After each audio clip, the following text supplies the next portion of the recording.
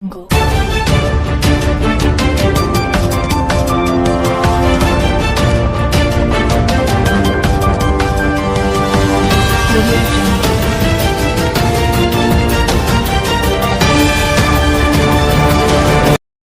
ಪರಿಸರ ದಿನಾಚರಣೆ ಆಚರಣೆ ಟಿ ನರಸೀಪುರ ಪಟ್ಟಣದ ನ್ಯಾಯಾಲಯ ಆವರಣದಲ್ಲಿ ನಡೆದ ಕಾರ್ಯಕ್ರಮ. ತಾಲೂಕಾ ಕಾನೂನು ಸೇವಾ ಸಮಿತಿ, ವಕೀಲರ ಸಂಘ, ಪ್ರಾದೇಶಿಕ ಮತ್ತು ಅರಣ್ಯ ಇಲಾಖೆ ಹಾಗೂ ನ್ಯಾಯಾಂಗ ಇಲಾಖೆ ಇವರ ಸಂಯುಕ್ತ ಆಶ್ರಯದಲ್ಲಿ ಕೋರ್ಟ್ ಆವರಣದಲ್ಲಿ ಸಸಿ ನೆಡುವ ಮೂಲಕ ವಿಶ್ವ ಪರಿಸರ ದಿನಾಚರಣೆಯನ್ನು ಆಚರಿಸಲಾಯಿತು. ಈ ಸಂದರ್ಭದಲ್ಲಿ ಹಿರಿಯ ಸಿವಿಲ್ ನ್ಯಾಯಾಧೀಶರಾದ BH ಹನುಮಂತರವರು ಮಾತನಾಡಿ, ಈ ದಿನ ನಮ್ಮ ಸುತ್ತಮುತ್ತಲೂ ಅಷ್ಟೇ ಗಿಡ ಮರಗಳು ಇದ್ದರೂ ಕೂಡ ನಮಗೆ ಶುದ್ಧವಾದ ಗಾಳಿ, ಶುದ್ಧವಾದ ನೀರು ಹಾಗೂ ಶುದ್ಧವಾದ ವಾತಾವರಣ ಸಿಗುವಲ್ಲಿ ಕೊರತೆ ಉಂಟಾಗುತ್ತಿದೆ. ಹೀಗಾಗಿ ನಾವು ಸಂಪೂರ್ಣವಾಗಿ ಪ್ಲಾಸ್ಟಿಕ್ ತ್ಯಜಿಸಬೇಕು. ಪ್ರತಿನಿತ್ಯ ಯಾವುದಾದರೂ ಒಂದು ರೀತಿಯಲ್ಲಿ ನಾವು ಪ್ಲಾಸ್ಟಿಕ್ ಬಳಸುತ್ತಿದ್ದೇವೆ. ಪ್ಲಾಸ್ಟಿಕ್ ಬಳಕೆಯನ್ನ ತ್ಯಜಿಸಿ ಬಟ್ಟೆಯ ಬ್ಯಾಗ್ಗಳನ್ನು ಬಳಸುವ ಮೂಲಕ ಎಲ್ಲರೂ ಪರಿಸರ ಸಂರಕ್ಷಣೆ ಮಾಡಬೇಕೆಂದು ಹೇಳಿದರು. ಈ ಸಂದರ್ಭದಲ್ಲಿ ಗೌರವಾನ್ವಿತ ನ್ಯಾಯಾಧೀಶರಾದ HR ಸಚಿನ್, ವಕೀಲರ ಸಂಘದ ಅಧ್ಯಕ್ಷ ಮಹದೇವಸ್ವಾಮಿ, ವಲಯ ಅರಣ್ಯಾಧಿಕಾರಿಯಾದ H ಉಮೇಶ್ ಹಾಗೂ SD ರಾಜೇಶ್ ಸೇರಿದಂತೆ ಮುಂತಾದವರು ಉಪಸ್ಥಿತರಿದ್ದರು.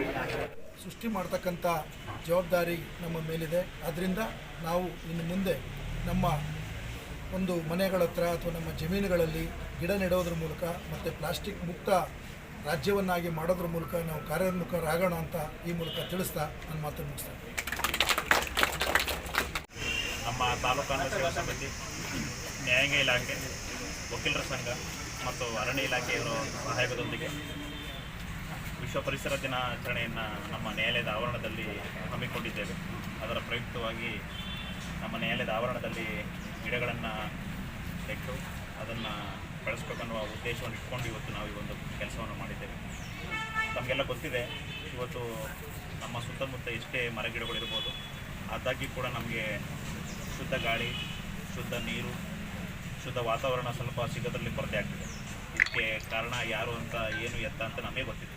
ಹಾಗಾಗಿ ಈ ಒಂದು ಅಂತಾರಾಷ್ಟ್ರೀಯ ಏನಿದು ವಿಶ್ವ ಪರಿಸರ ದಿನಾಚರಣೆ ಏನಿದೆ, ಇದರ ಒಂದು ಪ್ರಯುಕ್ತವಾಗಿ ಸಂಪೂರ್ಣವಾಗಿ ಪ್ಲಾಸ್ಟಿಕ್ಕನ್ನು ತ್ಯಜಿಸಬೇಕು ಅನ್ನೋದು ಈ ಒಂದು ದಿನದ ಮುಖ್ಯ ಉದ್ದೇಶ. ಹಾಗಾಗಿ ನಾವೆಲ್ಲರೂ ಕೂಡ ಪ್ರತಿನಿತ್ಯ ನಾವು ಒಂದಲ್ಲ ಒಂದು ರೀತಿ ನಾವು ಪ್ಲಾಸ್ಟಿಕ್ ಬಳಕೆಗೆ ಬರ್ತಿರ್ತೀವಿ.